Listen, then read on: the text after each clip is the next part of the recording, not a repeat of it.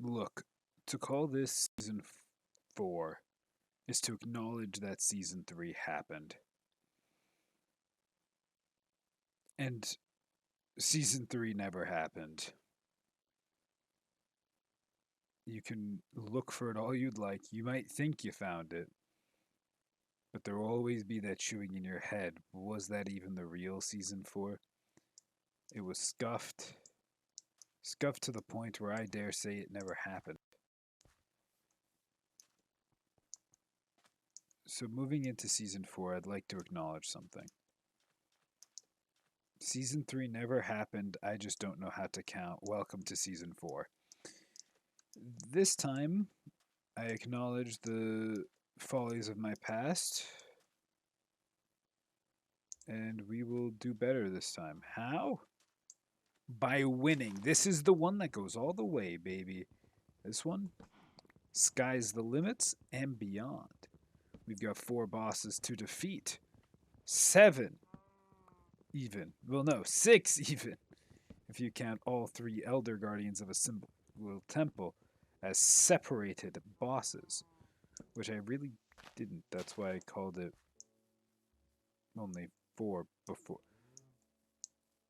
Anyways, we have in the past achieved many great feats of power. Uh, and the extent of that effort is visible through the fact that we're on season 4. Meaning to say, regardless of how much effort I put in, I've done nothing but fail so far. But we're not a failure because we've learned. And what I've learned is don't fuck with anything that looks like it might have more HP than you. That's about all I got, really. So, yeah, we should definitely try using a bow more. It'll probably prove very useful. This spawn doesn't feel very nice. I also turned up in the volume mixer, Minecraft.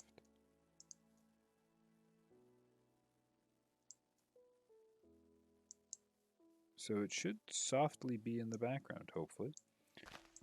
Additionally, I have set a little stopwatch for myself so I know how long I've been recording. This should hopefully regularize recordings by a little bit. But if they were all too regular, I'll still probably end when I feel like it's a good note or go over occasionally. Because if they were all too regular, then you'd know when something's up. So I'm still going to keep you guessing. Just, a little bit less.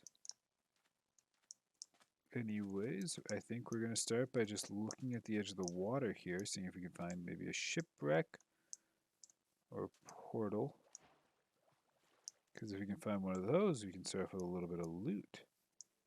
And you know how I feel about mining. I'd rather not do it if I can just find everything for free. We're talking a lot about Minecraft.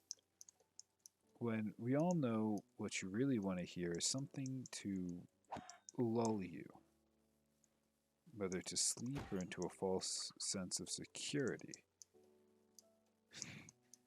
I say as I brutally stab innocent animals to death. So I'm just going to try talking about just something else. What's coming to mind? Alright, party games. Party games are fun. Hey, a village. That's cool. Party games are fun, but they require a lot of people getting together and wanting to play the same game, which can often be trying. Village gets us a bed. Step 1 to our safety. And what I mean by that is that, I love certain party games. For instance, one of my favorite party games is Code Names. But just because I love it doesn't mean everybody loves it. I played it recently with some friends. We had a lot of fun. But you can only play that game for so long, but all these types of party games are really fun. And it's unfortunate that party games can't be just enjoyed more. Because you need to get a set of people around, and they all got to be willing. And I don't get invited to a lot of parties. That's not sort of like a big negative thing. That's just sort of like, I'm not the most social of people, which is fine. I'm social enough. I hang out with my friends. My friends are good to me. We have good times when we're around. And we'll be gathering with them very soon. Friends having a going away party, which is a type of party. And so, I don't. There will probably be drinking, and a little bit of drinking is fine. These parties. I'm not huge into drinking anymore. I'm not like, oh, I've been drinking for so long and blah blah. But as I got a bit older, it just sort of grew out of style for me. It doesn't help that I'm a heavyweight, so it takes a lot to get me drunk, which is just unfortunate. But it's just, I don't know. I guess it's fun to sometimes lose a bit of control when you're a little bit of control freak like I am, but for the most part, I prefer to just stay relaxed. As I've become more relaxed as a person, I've realized I don't need to stay so inebriated to have fun. Not that I was ever the type to get super drunk, um, but it's more of just one of those generalized observations. But yeah, so I'll be going out with some friends soon. I doubt we'll be playing much in party games. Besides party games, there's also things like, hey, villager, you don't got anything to trade? Um, things like board games are also hard to just gather people for. With online tools, it's a bit easier, but like, sometimes there's a different energy when you do it in person.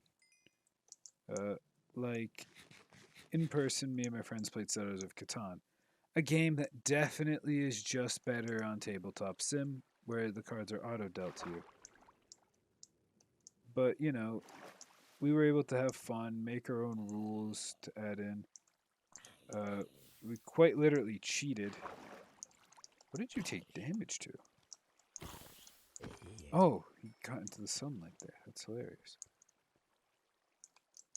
We cheated because one of our friends was winning very quickly, so my friends let me cheat to stop him from winning, and it worked. You wouldn't believe it. With cheating, I won.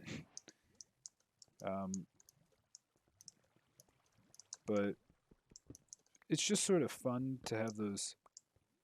It's fun because it's getting to do something with your friends. And it doesn't even have to be too intensive. In fact, it's better when it's not too intensive of a game. A lot of games are like, oh, you need to remember this, or do this, or do that. The best games are games that have simple rules that you and your pals can just throw together at any point and just have a little bit of some mindless fun. Because when you got to think too hard, you're not having fun. Unless it's something that you want to think about, which is when just having discussions with friends is good. Because they can bring up topics of conversation that are much more interesting. Stuff that's actually personalized. And that's fun. So, a simple game to be in the background while getting to just chat with your friends. Oh shit, there's a skeleton. Is this it for season 4? Nope. I didn't remember skeletons doing that much damage. We should definitely get out of the caves. I'm not ready to give up on season 4 just yet. This is the one. This is the one that goes all the way. There, villager. I should not be exploring deeper. I literally just said let's get out of here.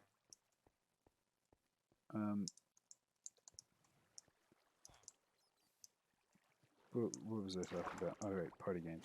But party games are a lot of fun. Codenames is a good one because you get to. It makes you think a little bit, but while it's like one person's turn, the other guys can just sort of talk amongst themselves, while it provides something to talk about. And something to be noted: the more introverted a friend group is, the better party games are for making conversation easier. And what I mean by that is it's quite simple. Uh, if your friends don't often know what to talk about, the game gives them something to talk about. A game like Codenames is great because somebody will have to come up with an answer to some question, right? Or there's a bunch of words on screen. Somebody comes up with some way of connecting them, and suddenly that becomes a topic of conversation. So things like that. But there's plenty of good games. Codenames is just an example of a fun game, but there's lots of fun games that can be played in this type of way. I'm trying to think of some, but I can't. This is how you can tell I really don't play a lot of games with party games with friends. Board games are a lot of fun, but card games go hard. One card game my friends love playing a lot is I call it Symbols, they call it something else, but that's just a difference in naming scheme. That doesn't really matter too much. And what's interesting about that game is you got to come up with a way of calling other people out on their bullshit while coming up with some bullshit yourself while also playing the game. So you got to be able to read each other and pay attention to the board and try to make yourself not get read by your opponent. Now, me and my friend have come up with the ultimate strategy. I literally just tell him when I'm ready for him. And I'm not sure whether people think it's a bluff or whether we really just can't come up with anything better. But I'll just wait for him to look at me, and I'll just nod yes, and then he'll just say it. I used whatever the word is. Again, I'm used to just being symbols, but that's not the way it's been played with me for a while because I've been playing with a different friend group that doesn't call it symbols. I'm used to the camp. It is a camp game. Other fun little card games that don't require much skill. Bullshit. Oh, I have a good bullshit story. I have two good bullshit stories actually. First one goes all the way back to summer camp. All right, and you ever find somebody who just they've been pushed to such an extreme limit that their brain just breaks. So here we are playing bullshit. And this guy has to play. He's on. What was it? He was on either jacks or threes. I know those are very different numbers, but he was on one of those. Remember, because he had a jack and a three. So that's how I remember. Essentially, he had a jack, a three, and three kings. And it was important that he had three kings because he literally had just called somebody else out on saying one king when he had three kings and got them to take the entire deck. And there he is, he's sitting there, and it gets to his turn. He has these five cards in his hand. And he places all five of these cards and says 5 13s.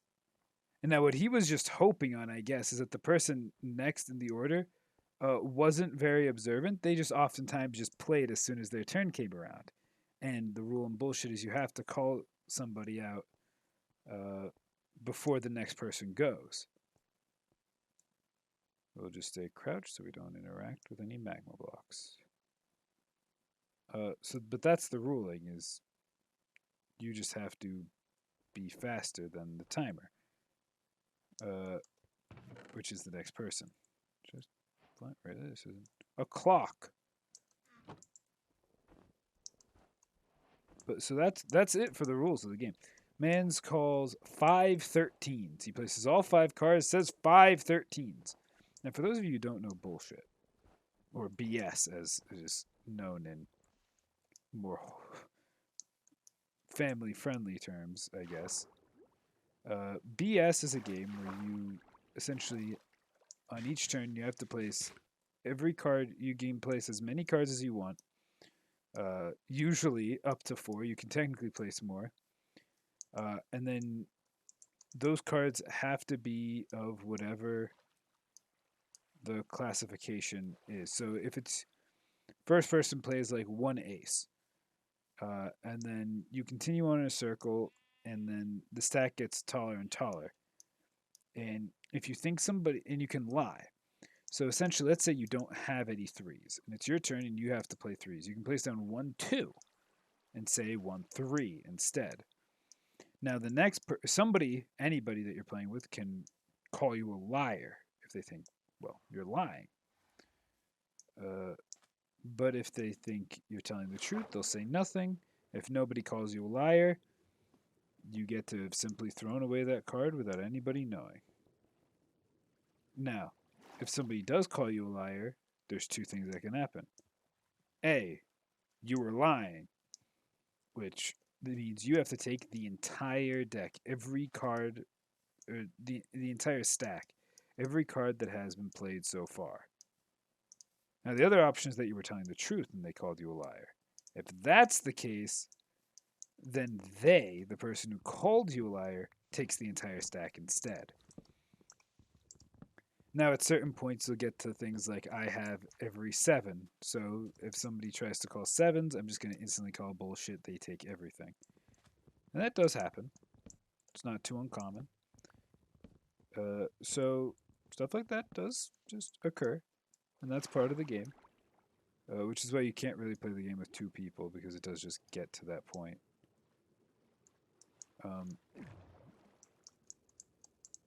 And so that's the entire root of the game. More flint.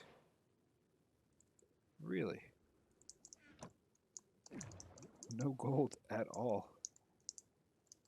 The game is tired of my shenanigans. But I'm not tired of committing them, game, so you're not done with me. And so the wildest... The 513s almost got away because the next person almost played until somebody... And I was dumbfounded at the time. I was just sitting there in silence. Like, did they really just do that? And I think somebody else said it because we were playing with 5 people. So the person next didn't even realize. They were just ready for their turn. I was playing, and I was like, did they really? The person who just played was there as well. I don't know what the last person was thinking. And then after that, just the final person just goes, wait, and stops the next guy. Did you hear what he just said? And he's like, no, wasn't paying attention. He's like, he just called 513s. And he's like, oh, that's funny. Bullshit. And wouldn't believe it. He was lying. But it's just sort of a fun game. Now, the most devious thing I ever did, and I admitted to doing what I did right after, was it was my turn, and I had 5 cards in my hand. And now, 4 of them were jacks. And it was my turn to play jacks. But the last card I had, I wasn't going to get to play. And I would have been called out, and I would have lost, because if somebody only has 1 card left and they play their final card, you call bullshit. In fact, it doesn't matter how many cards they have. If they play their last hand, you call bullshit regardless of what it is, just because they win otherwise.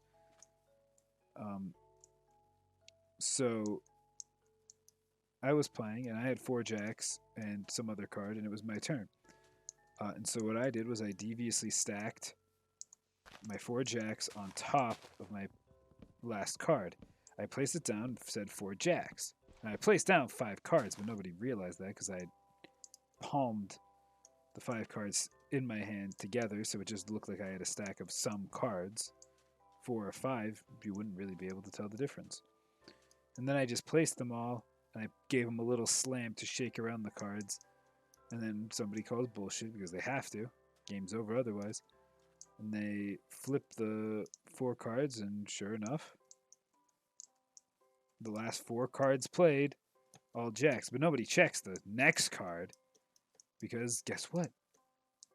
It is believed by all that I've only played 4 cards. You wouldn't check the 5th card. It doesn't have anything to do with this play.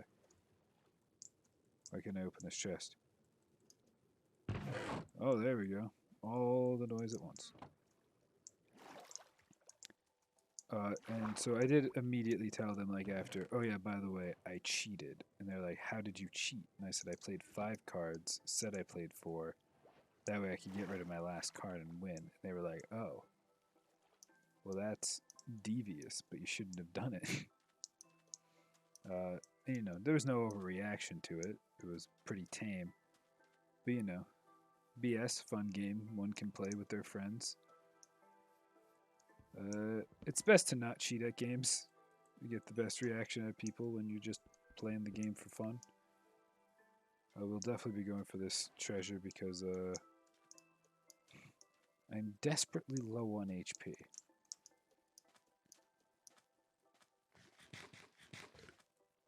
Other fun card games. War isn't fun. if you play War, you also need to play twos beat aces. But even with that rule, the game isn't fun all of a sudden. And let's get that straight. It is not a fun game. You do not play War and it suddenly becomes a fun game. You play War just to pass time. You play War by yourself. You do not play War and go, yeah, this is going to be a fun experience. Because there's no gameplay in War. Which way is north? This way. We also need to travel a little bit to the left. But it's not a game with gameplay. And that's what makes it terrible. Now, I've played it before. I imagine most of us have. War, by the way, for those who don't know, literally you just take the deck, you cut it in two. You can either deal out half the deck to each side, or you can literally just line up the two halves and slide them back and forth, which is what some people do. Sort of barbaric, if you ask me, but you know, to each their own. And there's nothing to it because everything is luck based. And then the best part of War is always like, oh, you both played the same thing. Well, that means war, and you play out 3 cards face down, and the next card actually changes. And when you chain wars, oh my goodness, and you overreact on purpose because that's the only enjoyment you're gonna get out of the game is the reactions.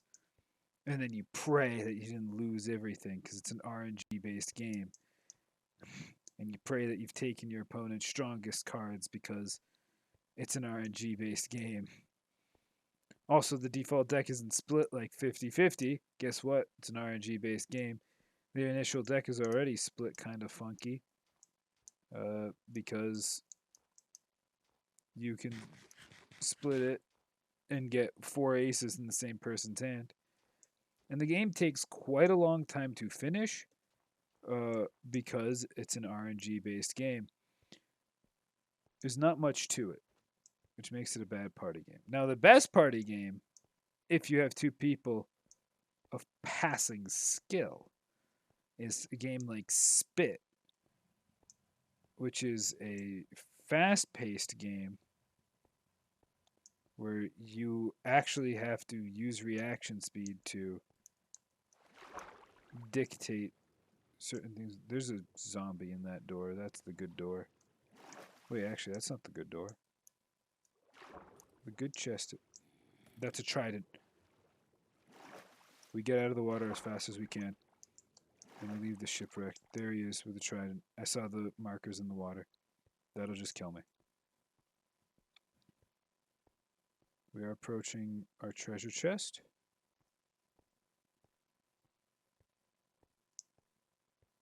Here we are. It should be just up here. But Spit, if you haven't, I don't remember all the rules myself, so I can't explain it to you. But just know this. If you have ever gotten the chance to just watch somebody play Spit, you'll know what I'm talking about. But they have given up a piece of their humanity to become more, is the only way to describe that game. People who are good at it. It's like watching people who are good at like Dance Dance Revolution. It's just something magical about it. Something magical about just being skilled at moving around so fluidly, so much finesse in what seems like such a basic card game because it's just played with cards, but it's just so magical to watch somebody good at it. And you can tell somebody good at it from somebody bad at it because the people who are good at it, they completely dominate the people who are bad at it. Here are diamonds, 2 of them. We can make an enchantment table if we get enough obsidian and take a completely different spin on life. One that might end in our inevitable survival instead, which would be kind of cool. Make a golden apple and eat it immediately because I am very low because of that skeleton I encountered while being reckless. But it's one of those games where like you flip a card and if certain things are revealed you want to take certain cards and you play cards and you continue to play cards onto different piles and you keep rotating through your hand and you playing cards and your opponent's playing cards. And as everybody's doing this, you reach a point where one person just wins or has like an empty hand. And the moment somebody has an empty hand, you have to slap the deck that doesn't have any cards in it. And that is like, if you play your last card, you have the advantage because you are aware that you're about to be ready to slap a deck. And you want to slap the deck with less cards because the goal is to play a game uh, and then have no cards left and essentially slap an empty pile, which does eventually happen. I don't remember how. Again, I'm forgetting part of the rules, which means that I'm missing some significant steps in this game. There are other games that I'm sure are similar to Spit. There's probably a bunch of different colloquial names for it, but point of the game, very fast, very intense. If we're talking about card games, might as well talk about true gambling games, games where there's a social aspect to them. I'm talking, of course, about games like poker, games like blackjack, which have their place. They're not generally games you would want to play with friends, though, because your friends are probably bit better at reading. Well, actually, it depends on which game you're talking about. If you're talking blackjack, it's exactly the type of game you'd want to play with friends, people you know how to read, because you're trying to beat the house. Unless, of course, you're playing a friendly match, in which then there's no house to beat. You're just playing with friends, in which then you want the most money, and then it all comes from full circle again, and you're once again in camp. You don't want to play with too close of friends that can read you. Poker is extremely fun with friends who are actually trying because then you actually have to learn to read your friends. And when you know some of their tells and stuff like that, you get a bit better at reading them. Oh, room portal with gold. How relaxing. Uh, but in general, uh, poker can be fun with random strangers as well. I don't know how it is with random strangers. I haven't played with random strangers before. I've played with like family friends, and they tend to be a little bit, you know, harder to play against than your family because you don't know them at all. Wow, golden carrots. I guess I could use the food. A golden apple. That's nice. Golden armor. That's cool. She would have given me 1 obsidian. I could break this. I mean, I have 1 obsidian. I can just break this block, get a bucket, do 1, but maybe for once we'll just not go to the nether early. I don't know who I'm kidding. I'll probably go to the nether pretty soon, but I don't feel comfortable doing that at this exact moment. Also, the Thornton's gold leggings. Apparently, thorns reduces your armor durability faster. Uh, so, that's pretty funny to have on gold armor, which already regenerates or degrades at a swifter rate. We should probably start clear cutting some trees just to get some more apples. What other card games exist? There's a lot of them. Cards have been around for a long time. Crazy Eights is just a weird one. Oh, my favorite card game. Okay, so I'm a Russian. So there's going to be two answers to this question. There's the simpler game, which I have taught to my friends and we have played. And it's a game called Durak, which translates to essentially like idiot, but more of like a playful version of it, like fool, but a little bit meaner than fool. It's essentially it means fool. And it's a basic game of 6 card hands, and it's sort of like you play a card, and your opponent has to play a card based off of matching, and you're trying to get them to take all the cards. But certain cards are just more powerful, and there's like a trump suit, which trumps all other cards, and those are powerful. And so those are fun. It's a pretty neat game. It would be hard to explain the rules. It's one of those games where usually to show people I play out a hand and say, "See, now do you get it?" And they're like, "Oh yeah, that's not too complicated." And then we play and they have fun. I have the clock exactly for this purpose of if I can't see the sun. But that's a fun game. I forgot about Go Fish. Go Fish is a classic good game because it's one of those games where you can just it plays itself. You can ask for things you want. You can try to be a little more social about it, but in the end, it doesn't matter at all. Oh, there's a golden axe in there. Let's just use that real quick and just clear cut some trees. Might as well use it. The game gave it to me. And there's, as far as I'm aware, by the way, if you're thinking, yo, why not take that gold axe to the disenchanter and get the mending off of it? I'm like, because I don't know that exists. Okay. As far as I'm concerned, there is no disenchanter in default Minecraft. It's a modded thing only.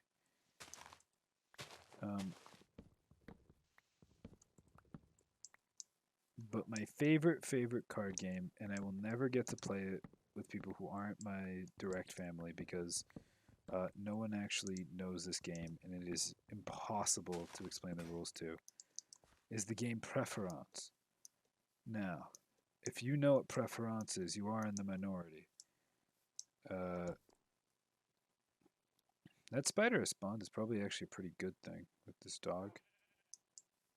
So here, what we're going to do is we're going to wait for it to become like day time.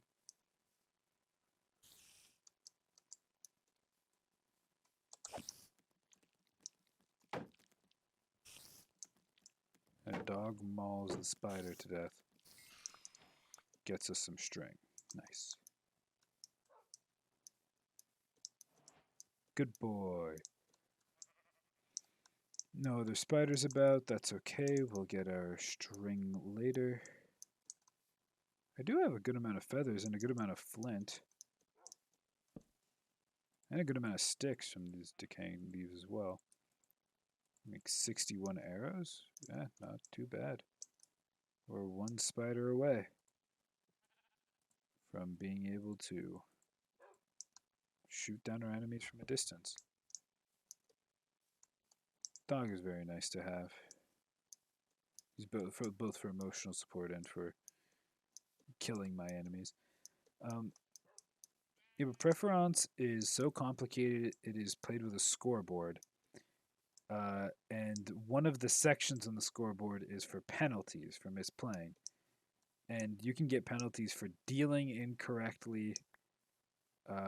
You get penalties for miscalling your hand when you have to call the hand to play. So if you call the wrong hand and you essentially when you lose, you get these penalty points, and your penalties are paid against other people.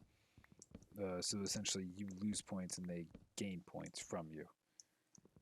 Oh, I don't want to chop a big tree. This tree isn't that big. Okay. But the game has a lot of complexities. It has different types of hands, and it's like each suit is scaling. And the way you have to call your suit is pretty complicated in itself. But essentially, let's say, so every person gets 10 cards. You play this game with a certain set of cards. Okay? Like, and by that I mean you get cards like one. You remove sixes and lower, I believe, in preference. So you only have cards that are seven and higher. And I believe that leaves the deck with 30 cards, or maybe I've got it wrong. Maybe you're playing fives and no, I'm pretty sure it's sevens and higher. Um, and you're playing the game with only those cards, and the objective is, ooh, almost fell in there. The objective is that of your cards, you will play them out. And somebody will play a card against you, uh, and you essentially need to, when everybody plays their card, you're betting that your card will be the highest. And you're betting that for a certain number of times. Now, to add to the complications of what the fuck I just said, it does get more complicated. Because one thing that you also do is when you call your suit, um, you actually also call. So you call how many hands you plan on winning. So winning a hand is as I just described. It is, I think I can win out of this many times. And you start the bidding at 6 hands. So I believe that if we all put a card forward, or like if we play in like the circular pattern of this game, that my card will be the highest card 6 times out of the 10 times we play the hand. And also, I bet I can do it. But there's one little caveat where you're like, well, then isn't it like unlikely that anybody would ever have it? Here's the caveat. You're also bet a suit. And the way that works is you also bet like I bet that I can take 6 hands off you in spades. And the reason that matters is because you're essentially calling spades are now the trump suit. So they trump other cards. So if somebody plays like, oh, I play the king of clubs against you, now your eight of spades actually beats the king of clubs, while otherwise it wouldn't, and stuff like that.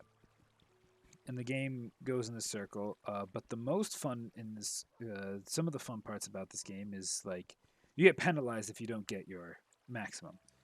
So let's say you do call 6 of spades, but you don't get 6 of spades because, well, you just don't have it. Now, if you don't have the 6 of spades, you can't call 6 of spades. If you can't call 6 of spades, and yeah, you played it. Let's say you only got 5 of spades. You get one in what's called the mountain. That's the penalty area. And now one in the mountain will pay out later to other people. And the other guys are working together. So this game can either be played with 2 or 3 people. When played with 4 or it can be played with 3 or 4 people. When played with 4 people, one person sits out as the dealer, and the dealer rotates. So there's a round when I'm the dealer. When I'm the dealer, I don't play. Also, you can tip the dealer if you'd like. Quite literally, if you just like your hand or you do really well, you can just give him like one call, which is just he gets a point later. So that's a neat aspect of the game, I guess. But the game has lots of these complexities. The most fun rules is when what happens if you think you can win all 10. Now your points scale.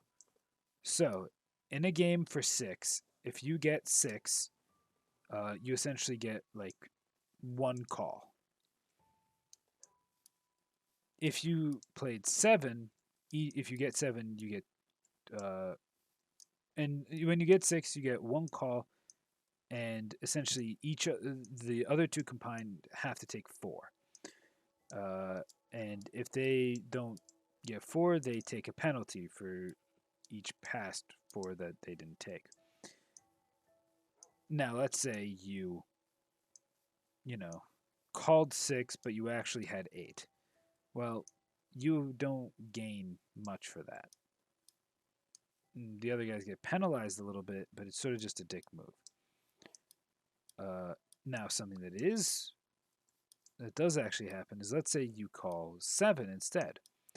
You actually get more points for calling 7 than you did for 6. Now that actually scales, so you essentially get like 2 points for that take. And then for calling 8, you get like 3.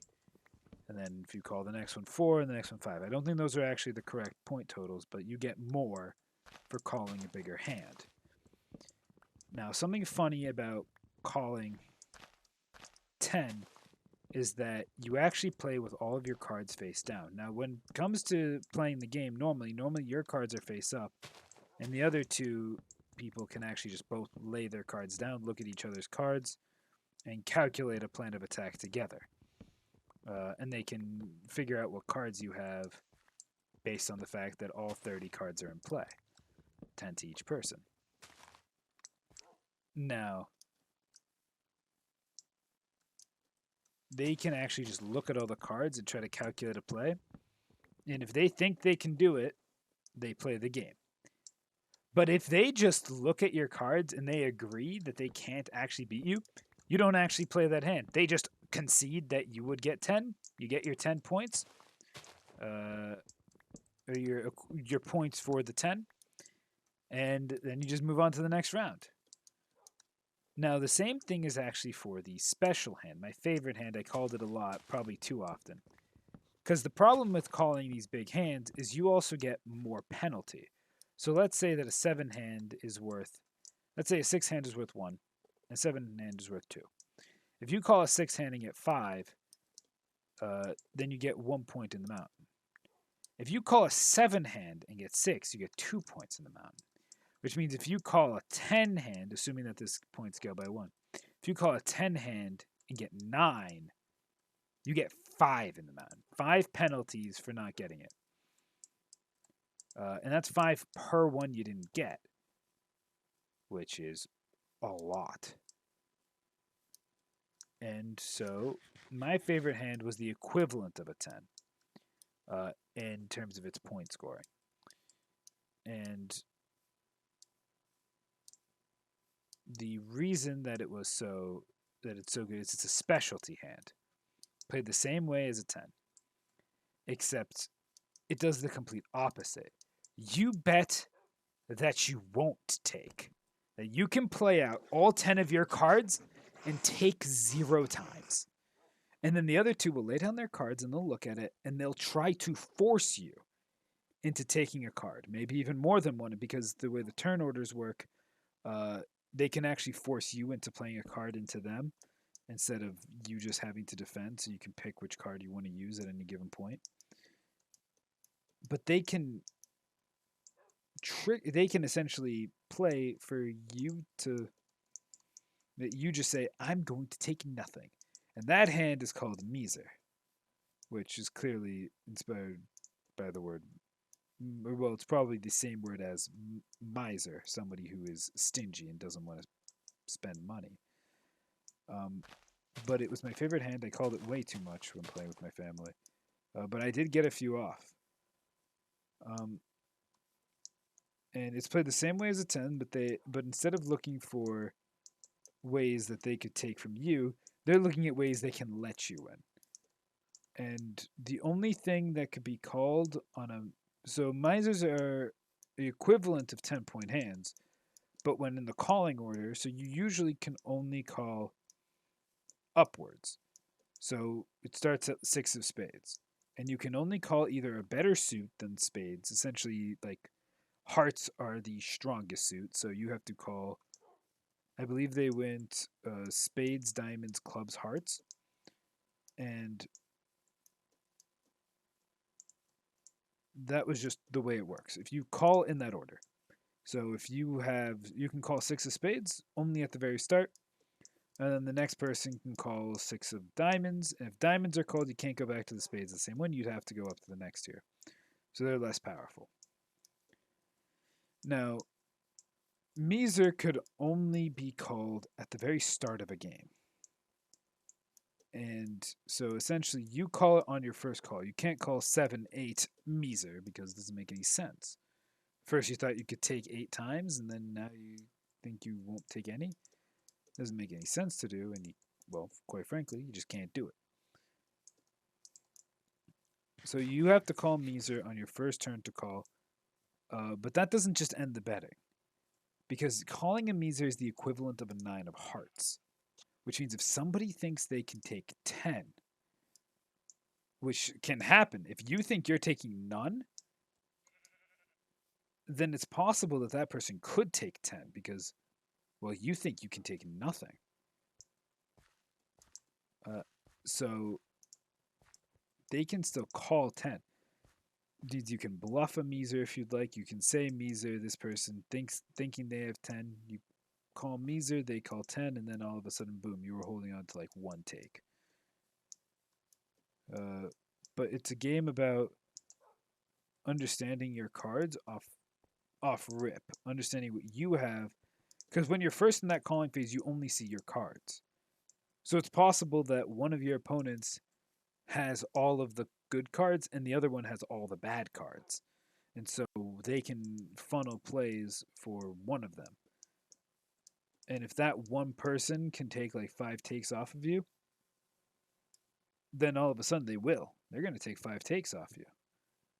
And if they're taking 5 takes on you, well, suddenly you're not getting any game, not even a 6 game. And that game's a lot of fun because of that complexity, in my opinion. I'm sure what I just described sounds like hell for some of you viewers, and it probably would be. That game could definitely be miserable. We have over a stack of arrows. And I don't know what I'm going to do with all the spruce planks. Like, I don't need a stack and a half of sticks. Like, why did I do that? You know what I'll do? All of you turn to crafting tables because I have so many oak logs. Oh, I do have iron. I should just smelt that. I am just trying to get to the nether. Where did I leave? I've just been running around having a little bit of fun talking. Which way did I literally just come from? Got distracted. I think I was following the coast. Let's go up on this hill. I'm looking for that forest. Right over there. Okay. But card games are fun. Games in general are fun. I enjoy a nice party game. There's not really much more to say about that. And since that's a conversation piece over, and it's been a good amount of time, next time we'll enter the nether. Probably. Or maybe I'll wait for nighttime, kill a spider, and then enter the nether with a bow. Yeah, probably that one. But I'll see you then.